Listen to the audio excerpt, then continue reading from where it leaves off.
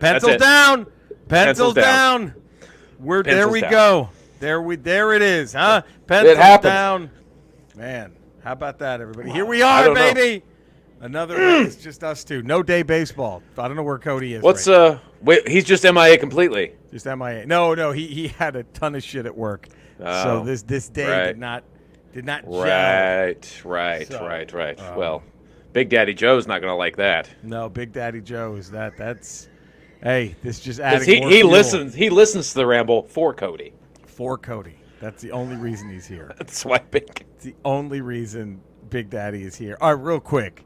We have an email, very special email. Really? For this? Yeah. Let me have it.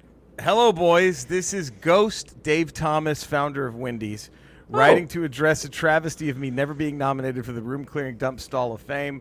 And even worse than that, the fact that the stall itself is not named after me. Whoa. Wow. Before a Biggie-sized heart attack took me out of this world, my dumps were not just room clearing. They were the opposition franchise restaurant closing dumps. As I would tour my Wendy's location nationwide, would load up on enough chili Biggie fries and triple stacks and visit the nearest McDonald's or Burger King or even those Subway fucks and destroy their restrooms, and my bowels would not be the only thing that were evacuated. Boys, all of my shits were Biggie-sized. Every last one.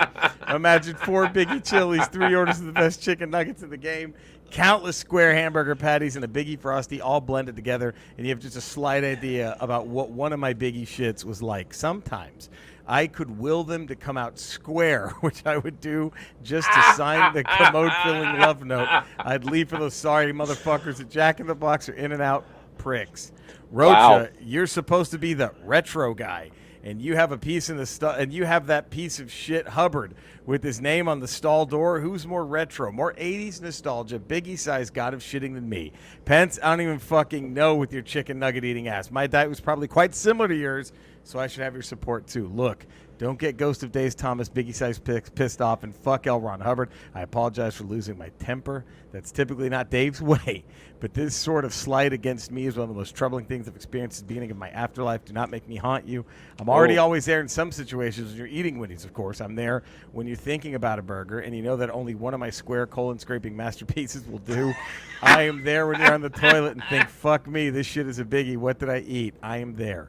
Biggie Love Dave, Ghost Dave Thomas, Ghost founder of Wendy's. There we go. Ghost Dave Thomas has a point.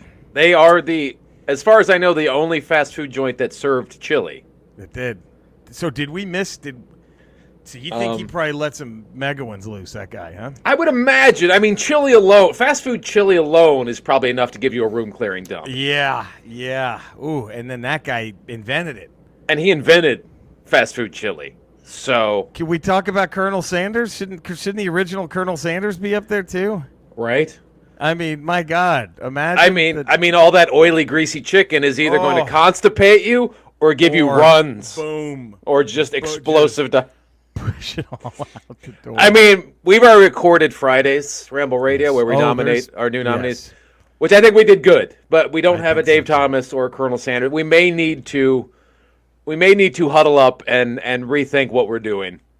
You're not wrong. Without having the ghost of Dave Thomas in the stall of fame. We can't have him pissed off. You're not wrong about this. No.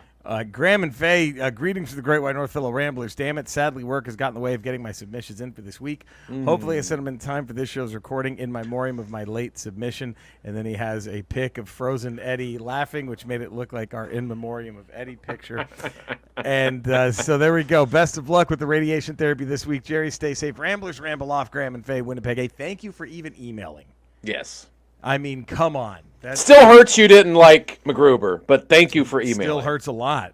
It still hurts a whole lot. You actually, I don't know if Graham knows this, but you told your doctor about that, and it actually set back your treatments like 3 months. Massively. It's the tumor actually grew. It was like, from the SAD. Huh? It was like a little bit of that was steroids for that motherfucker. Yeah, so that's that's kind of Graham's fault. It isn't not. Yeah. Right? He made your cancer worse. Can we talk about Aerosmith of the 90s? Please, let's do that. When did they lose it?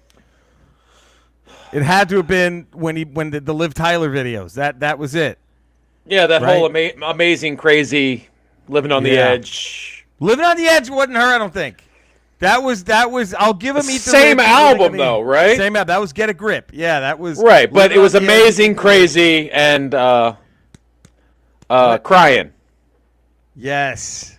Those were the three that kind of like at that point I was over. I was done. Like early '90s Aerosmith, late '80s, early All '90s in. Aerosmith, all in. All in. Late '90s Aerosmith. Oh, Crazy, Crying, Amazing. Oh, and then you have the fucking Love Ballad from Hell. The fucking Armageddon song. Oh. Gonna close my eyes. Like, what happened? Did you see Steve Tyler? Did you ever hear Steve Tyler's country album he did a few years ago? I never did, thank God. Woo. Thank God I never did. Woo. How bad was it? It's just him doing rock and roll with a slight twang of country. Because all he can do is rock and roll. Right. But he just adds a slight twang of country and changes the lyrics just a little bit. So instead of doing like I'm doing drugs and banging bitches, right. It's more like my wife left me, I don't have a job. It's just more just slight tweaks to I'm drunk and my wife left me. Would it have been better if he went the David Allan Coe N-word dropping route if he just done that instead? With that, I think we would have all of us would have known about that country album. Yeah, it would have been so a much bigger story. Marketing wise, probably would have worked better. Massive story. If that, marketing wise, yes, we all would have heard of that one. You know, I forgot it even happened until you told me about it. Yeah. You know, until right now when you just said it, I was like, wait, oh, that's right. I mean, fuck. Album. That's man. Jesus. Another thing. I was going to tell you something else. Oh, my God. I saw on the Ralph Report, you talked that fucking horrific singer. Andre and I just Sarah Brand? her. Or yeah, Sarah we just stumbled across Brand? like 2 days ago. I'm like, what is this? What is this? It's... Man. It's Jesus Christ. Well, a lot of people are saying, I was reading a lot of the comments and stuff, a lot of people think she's the sociology major, and she's apparently a very smart girl at Oxford, that this all might be some large, giant sociology experiment. It's just a work. Yeah, to get something, some sort of sociology experiment to get something to go viral, something like that, you know? So it could be, I don't know, because it's awful, and I can't imagine everyone in that video going, we're being okay with putting our names on this. Well, here's what helps is like the cast in that video are all 15. Even like the guy who's the priest and all that. The preacher. Yeah, so it kind of like, okay, I bet you this is bullshit. It was obviously all of her friends at college. Right. I'm guessing she had cast in it. She directed it. If you had a friend who sang that poorly and was seriously making a video about it. You would say, dude. I can't do either you bail or you try to warn him. Right. One of the two. You don't get to the point where like no one that you're friends with has that much control over you where you can't at least go, hey, bud, that's not. Yeah, I can't do this. You can't. So that's why I'm kind of thinking maybe it is some sort of sociology experiment. She did it all herself. It wasn't like it was just rich parents who bought, all this equipment and were like, all right, go do this here. Right. Here's your single. You know? Yeah, that's. So, and it's gotten a lot of attention. So maybe maybe it's doing exactly what she planned on doing. And if not, that's a great out for it when she starts getting called on. Out for how much it sucks. She was like, it's an experiment, guys. Experiment. Didn't mean it. It was a sociology experiment. You guys fell for it. I'm out. Ha ha. I did it. See, that could be. That's like at the end of this episode when we're just going to do 10 minutes of racial slurs. Right. The guys, it was an experiment. Just sociology experiment. That's it. As we both sound like Foghorn Leghorn while we're saying that. Wow, I say. I'll say. For 10 minutes. For 10 minutes. So spoiler alert, that's how we're closing out today's Ramble number. Big sociology experiment. You ready for this, Eddie? Mm-hmm. Ramble 289, pal. You can see 300. That's right there. Yeah, it's right there. It's right fucking there. It ain't that far. And when we celebrate 300, do we celebrate the most overrated movie ever, too, with that? What movie is that? 300. Dude, that was like every meathead's dream. That movie was just like That movie, if you loved that movie, then you loved Woodstock 99. Like that's that, you know what I mean? Like that's the same fucking thing. It was Spartacus for white guy new metal rapper people. That's what that was. It was Spartacus for that, and I guess the Three Doors Down and Stained crowd. Oh. It was Spartacus for all of them. Jesus Christ. That movie was a tad overrated. A little bit much. I was like, enough with this fucking shit. Oh man. Wasn't into it. Couldn't get into it. I watched it. I was like, all right. Same. I was like, yeah, okay, whatever. Why does everybody have to quote that? This is Spartacus. Like, the fuck? Who gives a fuck? Jesus fucking yeah, I was just everything about like, oh, he nutty, bro. He fucking kicked him down the fucking well, bro. There was only 300 of them, bro. They held up. Fucking like 1 million fucking Persians, and they fucking like 300 Spartans, bro. 300 white dudes. 300 Greek white guys. Totally killed like 1 million Persians. Oh, man. Fuck, bro. 300 3%ers, huh?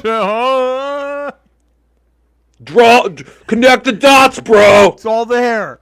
You know, the only thing that would have made 300 more perfect for its time, is at the final battle. It's the wallflowers. We can be heroes. We can be heroes. That, or of course, throw the Thunderbirds in.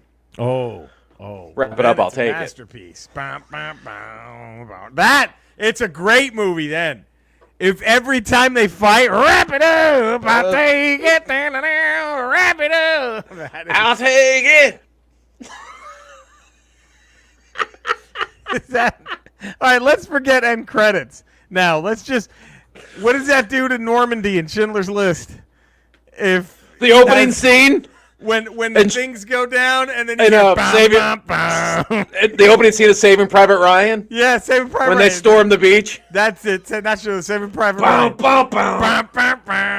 that tough enough? Ain't that tough enough? Oh fuck! And you see the Thunderbirds roll up in their own boat. Take that. They're playing. As people are getting slaughtered on the beach, and they're just fucking running. The guy who gets saved because his helmet dings a bullet. Then he takes his helmet off and he gets brained. Like right after that happens, ain't that right behind it. And the blood splatters on their face, and they don't skip a beat. Oh fuck! Right that ripped in your face. Is that scene more disturbing or less disturbing? I think way more, especially if they're not in one of those boats, but they're like in a '57 convertible with like cartoonishly overinflated tires. Yeah, it's like giant tires that are. Could you imagine the premiere night? Steven Spielberg has filmed that whole scene. All the World War II veterans are sitting in the audience, and that's the opening. He rolls. Ain't that tough enough? Do any of those guys go, what the fuck is happening? They all, oh my God. I can only imagine. They're all thinking they're having a collective stroke. Like this, what is going on? Are you and I the only two in the audience laughing our asses off? Biggest pop comes from us. Clearly. Oh, God. Well, we don't have the music because there's no Cody, but sing along, gang, if you know the words. You ready? Yeah. All right, here we go. I walk along the city streets you used to walk along with me, and every step I take reminds me of just how we used to be. Oh, how can I forget you, girl, when there's always something there to remind me. Always something there to remind me. There we go. Huh? Beautiful. There it is. Get that back, fancy car. Oh fuck! Ain't that tough enough? You see a close up on Tom Hanks' shaky hand trying to open his canteen, And then he just grabs the canteen and pours it all over his head as he's singing. Ain't that tough, huh? What if they're the band on the Titanic? That boat doesn't sink. Doesn't sink. Wrap it up, I'll take it. And then you just see the boat, like, there's a CGI, it just comes back together. It grows back into one piece. Ain't that tough enough? Hey, Thunderbirds ain't going down in no boat. Oh, man. Fuck. Whew. Wow. The fabulous Thunderbirds have provided the Ramble with Endless hours of entertainment. I can't thank them enough. Really. By the way, let's go ahead and do it. All right? Okay, do it. What hat would they wear? Here we go. Bob Segar. The American Dream, Dustin Jacobs, says old-time rock and roll, but a very difficult choice. Damien Bottriell, good day, Ramblers. Damien Bottriell here. Welcome you guys back after a long month without you, Bots. My Hall of Fame hat, it goes to Hollywood Nights. Michael Worman. Worms. He goes shake down, break down, you busted. Oh, So close a great to me. one. Between that and Turn the Page, but I went with the song I enjoyed the most. There we go. All right. I had to agree, Eddie, with one Damien Bottriell. Bots. I went Hollywood Nights. That would have been my Bob Segar.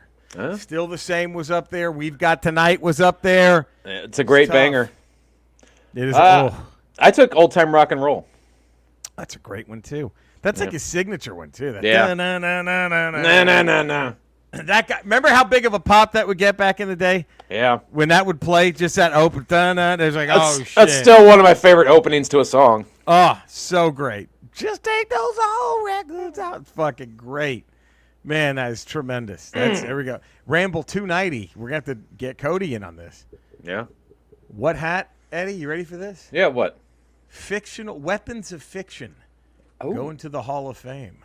Okay, so we got He-Man's power sword, possibly. Excalibur. A lightsaber. Mjolnir. A lightsaber. Yeah, that's a lot. This ain't gonna be easy, pal. No. This ain't gonna be easy. That's all I'm saying. It ain't gonna be easy. Would MacGruber's hand count? That might count. That could count. Because those are some nasty throat rips. Dude, fucking brilliant. I mean, hey, they're in. Those are fictional weapons and lethal. Although we know who Graham and Faye ain't voting for. No, I had to do MacGruber. God. Open, a close, and an encore. The American Dream, Dustin Jacobs. For Paul McCartney, you open with Band on the Run. You close with Yesterday. Okay. You encore with Maybe I'm Amazed. Bots! You open with Band on the Run. You close with Live and Let Die. You encore with Mull of Kinter. He's getting deep cut there. Wow. The Worms. I assumed all non-Beatles songs, so I open with Band on the Run. I close with Maybe I'm Amazed. Encore with Live and Let Die. And would be killer to perform with Guns N' Roses. I had him open with Band on the Run. Okay. Close with Live and Let Die. Okay. And then encore with 1985. Oh, okay. Your pick, Eddie? I have open with Maybe I'm Amazed. Paul McCartney. Close with Live and Let Die. Ooh. And then encore Band on the Run. Tremendous. Next Ramble. 290, by the way, for those keeping score at home. Judas Priest. What would Judas Priest open, close, and were you shattered at all when Rob Halford came out of the closet? Did that affect you in any way, shape, or form? Outside of burning all of his shirts and albums that I had, then no, not at all. Dude, you should have heard. I believe the station in Dallas was Z-Rock, the metal station. Yeah. When that was announced, oh my God, just I can't imagine. Redneck. I'm burning all my Judas Priest records. I'm never going to support them ever again. Fuck. I fucked my wife to Turbo Lover. I had no idea he was singing about fucking another feller. I mean, that's practically like me fucking a fella. I can't do it. I can't do it. I guess I can never enjoy living after midnight again because he's just going out and sucking dick until the dawn. And when I hear that song, it's like I'm sucking dick. It's like I'm waking up with jizz in my mouth. I mean, it's like I got to go out and suck a dick just to get the idea of sucking a dick out of my head. And I just went down a spiral, and I never recovered. So I blame him for all the dick sucking I did. All the dick oh fuck! That is the fucking. I thought it was hilarious just how mad they all got. And then you listen to their records again. You're like, this guy's singing about fucking smashing dick, and you fucking losers couldn't take it. And he unapologetically smashing it, living after midnight, rocking until the dawn, going for until the morning. Then I'm gone, motherfucker. Triple, double, triple, quadruple fisting cock. I hit the city bus at 1 a.m. Loaded, loaded. Yeah, loaded means one in both ends. Yeah, that's what that song talks about. Living after midnight. They were too good of a band. I couldn't understand why. Of course, I couldn't understand being homophobic, but I couldn't why? Who gives a shit? It was so weird how mad they got. It was like, what do you give a fuck? Who cares? Because they're all probably latent homosexuals themselves, Maybe. and in complete denial. Couldn't handle it. I mean, it's couldn't good handle fucking it. Music. It's good jam. Who cares who sings it? Right. Jesus. I mean, now Michael Jackson, those revelations, that sours me a little bit. That's where when. Well, yeah, because that's different. Because they're a monster. That's the difference. There's innocent children involved. That's way different. I was such a fan of Michael Jackson that I still say he could have been a monster. Like, I'm still not ready to 100% dive in and be like, oh, fuck him, he did it. When clearly he fucking did it. But part of me is like, well, boy, you know. I don't know. I don't know, because like I said, we did research because I was going to write a script a long time ago about Michael Jackson, this bodyguard that worked for him, and the bodyguard swears up and down that we interviewed didn't do anything. Wow. And he's got no loyalty anymore to Michael Jackson. It's like he's making money. He was the manager of Neverland Ranch for a decade. He saw nothing. He said Michael Jackson was literally a 7-year-old boy trapped in a man's body. He was literally mentally stunted to the point. So when he said when he had sleepovers with boys, it was literally like calling your buddy up when you're in middle school. Hey man, you want to crash over at my place and they would play just video play games video all night? games and laugh when they'd fart. That was it. Yeah, according to this bodyguard who has no reason really to. He could make more money coming out the other way with it. Right, because then he'd get hush money, whatever, if it was true. Or he could sell the sensational story that he did. Hey, I was there, man. But this guy went on 2 of the world tours with him. Did he ever go publicly and say, guys, this didn't fucking happen? He testified at one of the trials. I forget which one. The one where I think Jamie Masada was at and all that stuff. Like, he testified. And so he said he didn't. And he said he was just literally a child in a man's body. Just that liked his youth. He never got. Yeah. His dad was so abusive that that's how he was able to protect himself by staying a child. Here's the hard part with that, Eddie, is looking at what is behind both of us. I just don't understand the idea of a child trapped in a man's body. I don't get it either. How you cannot grow the fuck up and be a man. Right. And throw away all the things of your youth. With all this, I don't understand what they mean by that. I don't get. And honestly, if you called me up tonight, it's like, hey, you want to come sleep over? I would be over there in 2 seconds. Right? I mean, of course we'd fuck, but it wouldn't be about that. No. Come on. That's just... Andrea! I think Eddie's going to come over and have a sleepover. You got to get a hotel or something. She's cool with it. I can't... You got to come closer, babe. I can't hear you, babe. I have headphones on, babe. Do it a show. The balls. God, the nutsack on that girl. Yeah, whenever you want, as long as we set her up somewhere nice and pay for it. Oh, okay. Yeah. And we're probably going to boink.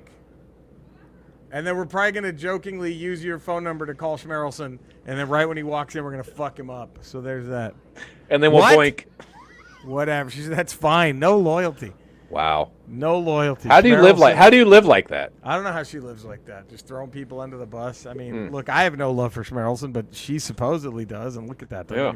How do you think she feels about me? You know, like, how's it, just man? Hit some and quit some, right? Right. Hit him and quit him. Love until the morning, and she's gone. She's gone. She hit the city bus at 1 a.m. loaded. That's what happened. Loaded. Loaded. Yeah, I was. That was such a funny. Like, what do you guys give a shit? Who gives a? Oh, you mean this guy who wears leather chaps every concert? The guy who has like basically is like if a policeman just wore all studded leather, right, with the hat and everything and the chaps. What? I mean, no, him. Most of the guys in those motorcycle gangs dress that way anyway. Right. You guys dress like that anyway. It's true. That's probably why, because it hits so close to home. Here's the clue number one. It wasn't like he was like, rocking till the dawn, fucking women after midnight, then I'm gone, whatever, that's just saying. Fucking women till the morning, then I'm gone. Should have been a clue. I don't know. Should have. Wait, can I show you this real quick? Yeah, please. Oh my God. Please do. I feel bad that Cody can't, because this is his wheelhouse. Well, that's Cody's fault. Isn't it? For skipping out. I mean, and boy, did he ever. Huh? Oh, what? Hold on, it refreshed. Hold on. Oh, okay. All right, take a look at what. Look at this. Oh, my God. I mean, that has Marvel legend Dwight Stahl on Good Instagram. Lord. Look at this post of that. Fuck. That's beautiful. That's just art. It's. I wish I was naked between them. Yeah, and the ball's on anyone to talk about the Venus de Milo or any of those sculptures that nobody gives a Give me the 33-inch Galactus Marvel Legends figure with Sentinel. Thank you, man. I'm sorry, honey. I'm recording my podcast right now. Is there something I can do to help you? God, God. Look at that paper. Wow. On my throat. Wow. I saw that. I saw that. My throat to death. It's brutal. Can't believe it. I can see what I'm up against, Eddie. Do you see what I'm up against? This might be a shorter ramble. Is that okay? Think we're gonna lose ramblers over this? We might. They don't care, do they? I don't know if they do. They just want the three that still listen don't care. They just want a long ramble. They don't care about these short ones. Well, we could talk about what we talked about last night. What was that? The Threshold event and how that Scarlet Witch had to be. That had to be. That had to be. For those who don't know, we played a clip. We talked about it. When somebody synced up the 27-minute mark of the season finale of WandaVision with the season finale of Loki, and right as she becomes a Scarlet Witch, Kang kind of looks like he sees it happening. That same orangey red color flashes right behind him, and then he goes, "We've crossed the threshold." And then right after that, Agatha goes, "My God, do you know what you've done?" What else would be that? Like, why would do you know what you've done? You became the Scarlet Witch. That wouldn't be, yes. It would be, you've destroyed the sacred timeline. That's what you've done. The Scarlet Witch was not supposed to happen. Oh, man. Was not supposed to happen. That's why I think Kang was Agatha's husband. Agatha was sent there to stop her from becoming the Scarlet Witch, and she blew it. That's what happened there. That was her one duty. And I wonder if, because it's the same thing. Kang is offering a reality, right? Yeah. So, he was trying to okay, she created this, let her stay there. Let her just stay in this fucking town and live out her days in this fucking little fake town wherever. Let's just, give it Agatha, go there and make sure that's what happens, right? Yeah. Just don't let her become. But then Agatha kind of fucked with her a little bit. I don't know. It's, man. It's because maybe Agatha saw the power and she wanted it. Yeah, maybe how do I steal this for me? That might have been it, huh? Fuck Kang's plan. I'll just steal this shit for me. Ooh. And then that look that Agatha had when she became Scarlet Witch, it was that look of okay, all the fun's over. Now this is, right? Yeah, it's that something really bad just happened. Yeah, we were just horse playing around, and now someone's got a broken leg. Because it makes sense. Otherwise, if you see that and take it on face, you don't, it's okay, she turned Scarlet Witch, and Agatha's you don't realize what you've done. What does that mean? It means something major just happened. Something massive. And massive, something reality altering just happened. I'm telling you, dude, I don't think there's no way that was a coincidence. I don't think. I don't see how it is. Marvel plans out stuff so down to the second. I can't see that just being a coincidence. Right. She was not supposed to become it because that killed the sacred timeline. Yeah. That's what happened. And I think wasn't originally Falcon Winter Soldier supposed to come out first, right? Yes, so it was supposed to be WandaVision and Loki. So they were supposed to be closer together, which would have probably made more sense because that means they were probably, I don't know. Fuck, so good. So good. It's just oh man, so good. Oh, fun. And I think what's gonna be like, I think the sacred timeline breaking is gonna be the snap for the early part of Phase 4, right? Like how remember in Ant-Man when he gets stuck in the quantum realm and he's like, guys, this isn't funny, and you look and they've all been snapped.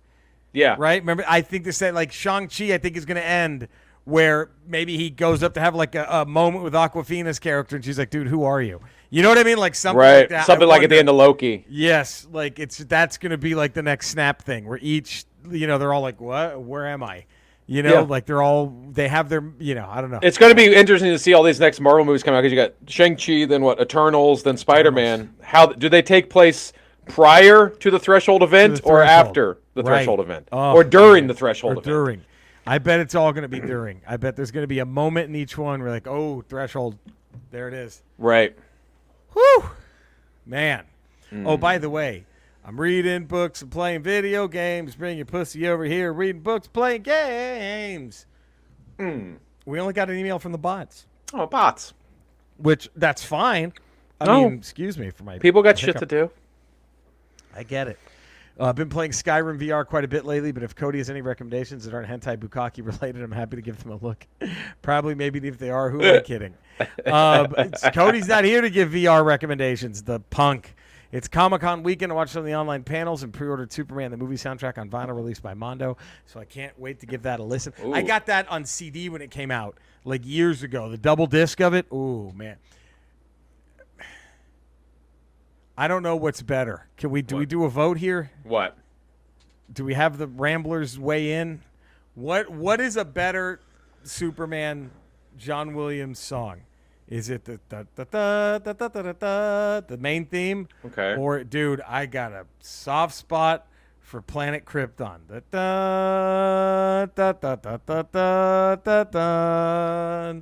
Yeah. Both great. The thing puts the Superman theme to me just over it. Yep. If you're ever next time you're flying, put your earbuds in, and your plane is on the runway before they get ready to take off. Start the song, and then as you're going on the runway and you start to take off, and that song's playing, you get so pumped up for the flight, everything. Sitting on an airplane, you're so excited to fly. That's amazing. And you're and it goes for like 5 minutes. And you can just, the entire length of the song, from the moment the plane gets ready to go. Right. And you just can't do that with the Krypton song. That's all. It's true. That's true. You're not wrong. You aren't wrong. But next time you're flying, hit play. Right when the plane turns around to get ready to get straight on the runway, that's when you hit play. And it starts to build. It starts to build. Oh, fuck. I got goosebumps. I just got goosebumps. It's one of the coolest experiences you can have. That's amazing. It really is. That sounds fucking incredible. I do it every time I fly. That's amazing. Oh man. See, that's greatness. Oh, by the way, I'm still playing Xenoblade Chronicles, Raiden 4, Outer Worlds DLC, Ratchet & Clank, Spider-Man Miles Morales, the PS5 Spider-Man Remastered DLC. I finished The Institute by old Steve King. Very, very good. Now I'm going back, Eddie, to a Stephen King book that I thought I'd read, but I haven't. What? Firestarter, which is very similar. No, very similar to The Institute. Oh. It's so I was like, I saw the movie. My aunt took me to see the movie when I was like fucking 4 or whatever. Makes sense. That's decent. That's when you should see those That's movies. when you should see Firestarter. I don't remember much. I remember wasn't there like a big shootout on a farm or some shit? I mean, you should Great Muppet Caper, and then Firestarter. That should be a double matinee for any child. So this was my double matinee. Was why are there so many songs about rainbows? Followed up with, I can't even have a little kid with her, man.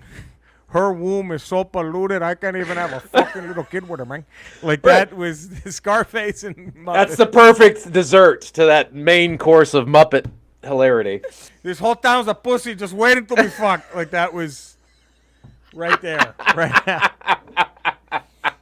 Oh fuck! I think I don't know. I think everyone should be adopted by a Mexican family, at least for a week. I was born into one. I'm just saying so everyone can experience seeing rated R movies at the age of 3 or whatever. I'm trying to think what first radar movie I saw. I saw him pretty early. I'm gonna say, fuck, maybe Sharky's Machine. Oh wow! When I was like, I think I saw it in the theater with my dad, and I was probably 82. That's Burt. That's Burt, 81, right? 81. I was probably 6 or 7. Was that Burt Reynolds? Yeah, it's Burt Reynolds. Burt Reynolds, yeah. Gets his 2 fingers cut off. Yeah, dude. I'm in the theater going, what the fuck is happening? And then to think, like, I can't believe, knowing what I went through, I'm surprised my mom didn't just beat me when I was scared of E.T. Like, you've already seen, bitch, you've seen Scarface. You're scared of this thing. You know what I mean? Fucking chainsawed his brother in the bathtub. Come on. You're sick of the fucking E.T. laying in the river dying and scaring you? Scaring you? Fuck off. You fucking loser. Yeah, it was, I'm telling you, man, Scarface. That was my Wizard of Oz. My Wizard I saw Scarface early, too. When we first got a VCR, like, my dad rented it. I think probably 83. I was probably not 9 when I saw Scarface.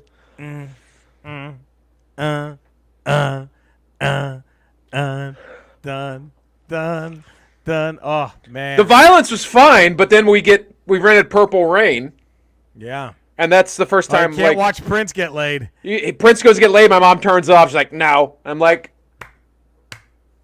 I just watched I watched Poltergeist where a guy peeled his face off, and I can't watch Prince get laid. You can't see 2 very attractive people love each other physically. How American is that? You can watch all the violence you want. That's why we got all these repressed psychos who get mad when fucking Rob Halford comes out of the closet. But 2 people enjoying themselves physically. I'm telling you, that's it. That's where all these repressed psychos come from, man. Fuck, man. Holy shit.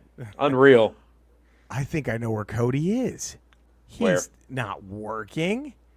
He's going after that chick who asked Gates if he was a pedophile 45 times today. Oh, yeah, Yeah, I guess he is kind of working. He's working. He is. I guess not his job, but right, his passion project. His passion. Matt Gates and Marjorie Taylor Greene.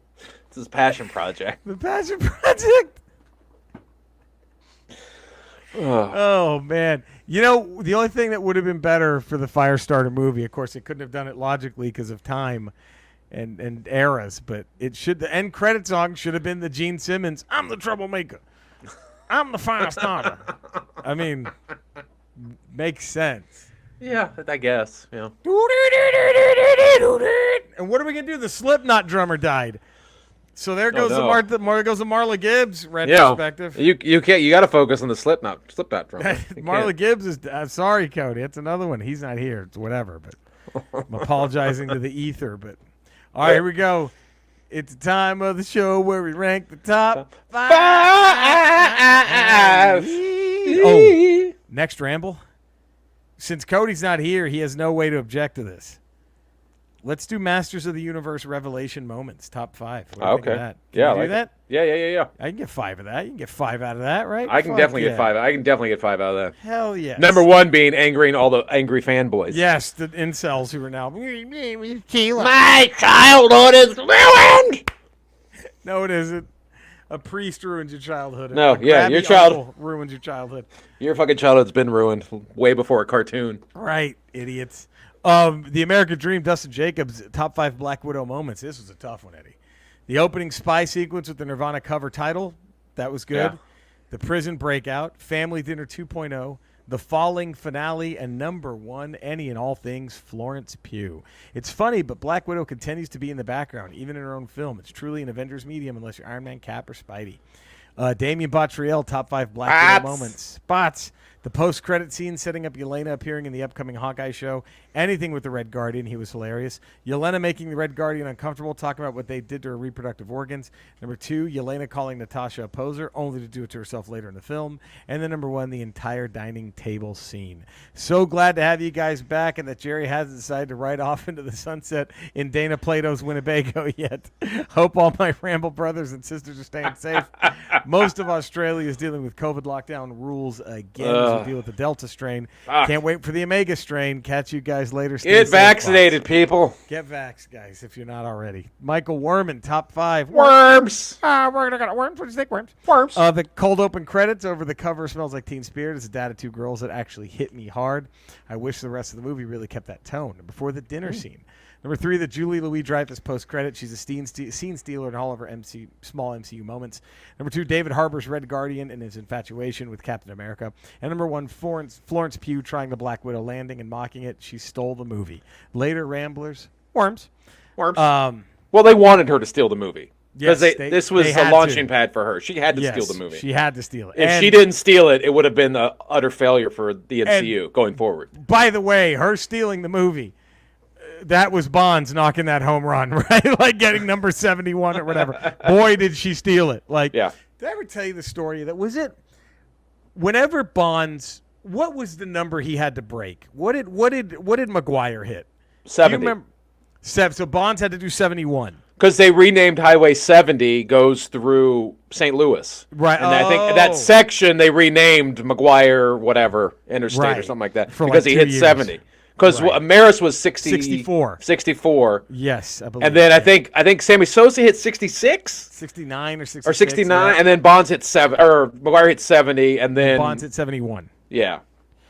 Did he finish 71 or did he go more? I don't remember. Did he have 73 or 70? I think he had 73. Well, so this is when I don't remember. I think I've told this story, but I was at a bar in Dallas about to do a stand-up show. Yeah. When he had already hit 70. He had hit 70. Yeah. And he was at bat for number 71. What would have been. And I believe it was his last at bat of the game. And this dude at the bar, Eddie, he takes a moment, this fucking moron, a guy who was in a bar in sweatpants and a T-shirt, right? Mullet, all that shit. And he literally has the balls to proclaim to everyone, if he misses this, it's the biggest choke of all time. And I was like, how is that? He's Barry Bonds. He's already a legend. He's already probably the best baseball player any of us had ever seen up to that point. Yeah. Right? Him and Ken Griffey and his generation, those two. There was those two. He had already hit 70. He had already tied the record.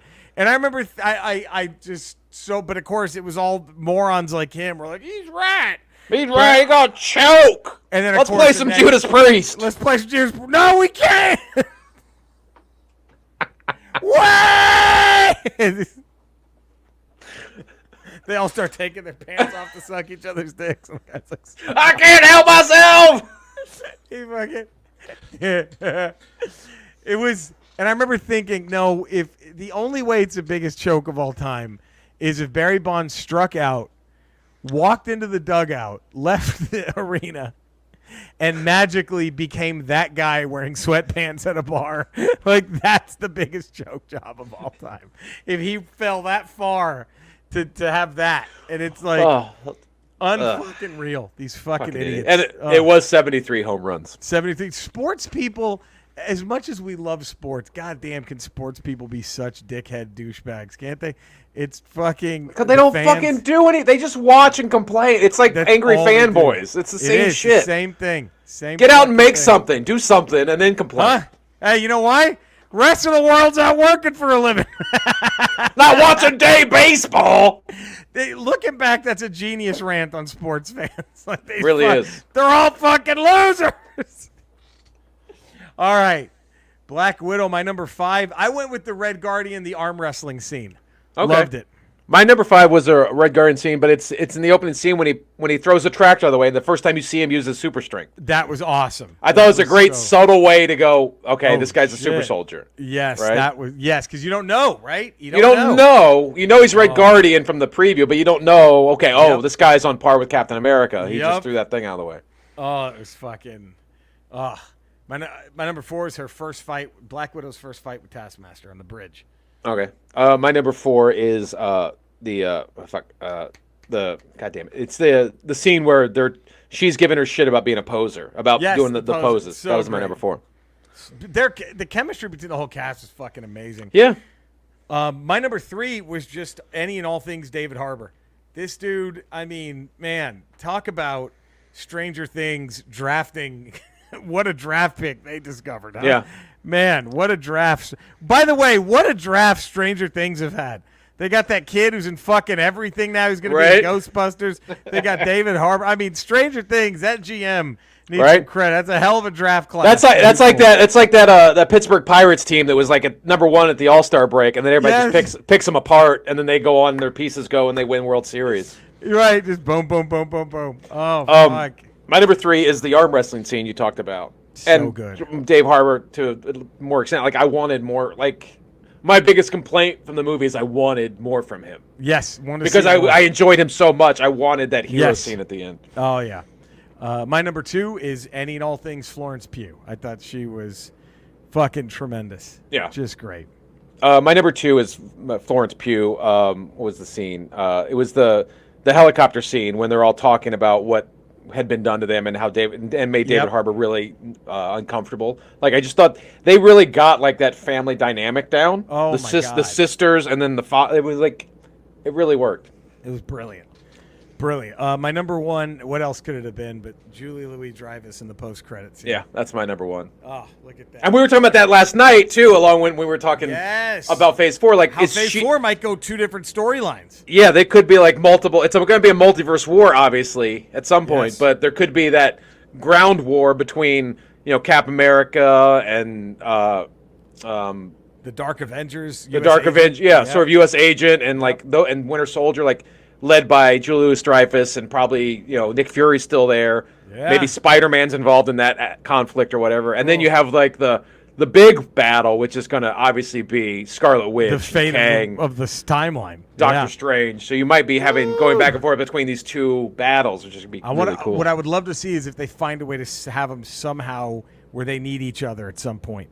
So they're going to do something where you're going to need Sam Wilson's Captain America to have some sort of effect in a battle with Loki and Scarlet Witch and Kang, because they could all just snap their fingers and get rid of him. Right. So how do you even all that out? Oh, I mean, you have the Guardians of the Galaxy. I guess Thor. Thor's still going to be there. Yep. So how do you even out these lesser characters that their powers don't seem to match up to these godlike people? I can't wait to see this. It's going to be interesting. My weird prediction, by the way, for Thor: Love and Thunder, is it's going to be clearly past the splintering of the sacred timeline, and Jane Foster is just going to be Thor from another world, I think. Yeah, I think you're right. And then you're going to probably see Beta Ray Bill, who's going to be a Thor. Yeah, and then I think you're going to see this stuff. I can't wait. Oh God. So there we go. I think she's going to be like the old school traditional, like where if a worthy human, right, she picks it up and becomes Thor. Yeah. Like I think, but she's not going to have any relationship or know him at all. I don't think so. Previous to this, that's what I'm wondering. But oh man, it's going to be crazy. I mean, Taika Waititi already said it's insane. Yeah, he said he would have never let this get made, right? Like he probably been fired. So that obviously had to take place after the multiverse has split, just to be this insane. Fuck, I can't wait. I cannot wait. Speaking of Ghostbusters, your thoughts on the Ghostbusters Afterlife trailer? I don't. I'm still holding out on reservations. I don't know. I'm worried, man. I don't know. I'm worried? Why are you worried? This looks like it's taking itself way too fucking seriously. That's what you get from watching the trailer. It's like, do you really? I don't know if it's holding on to the spirit of the original Ghostbusters. Yeah, this was a goddamn comedy. This does not look like, this looks like they're treating it like it is a sequel to 2001. Yeah, I mean it's a little too much Stranger Things in a way. Yeah, it's just a little too. Yeah. It's going to have some elements of nostalgia, but at the same time, it can't take itself too seriously because it's fucking Ghostbusters. I know it. I think it's I'm kind of worried about it, but I know we'll see. Well, there we go. What a ramble, Eddie. Yeah, I thought good. They counted us out without Cody. I think we did fine. They called and tried to stop it. They tried to stop it. They're like, stop counting. We can stop. We can pull back the curtain and tell you guys that much. Yes. Well, there we go. Please email us, ramble@theramblepod.com. Do it. Follow us on Instagram, Twitter. Please. Follow you know where to find us, all that good shit. Next Ramble. Email us, ramble@theramblepod.com. What fictional weapon goes into the Hall of Fame? Who's on the hat? MacGruber's hands. MacGruber's hands. What would Judas Priest open, close, and encore with? Top 5 Masters of the Universe revelation moments. There we go. Oh. We love you all. Stay safe. We'll see you Friday for Ramble Radio, and then we'll see you next week for a whole nother smorgasbord of these things. Here we go. It's going to be amazing. We love you all. Stay safe. Take care, everybody. Bye.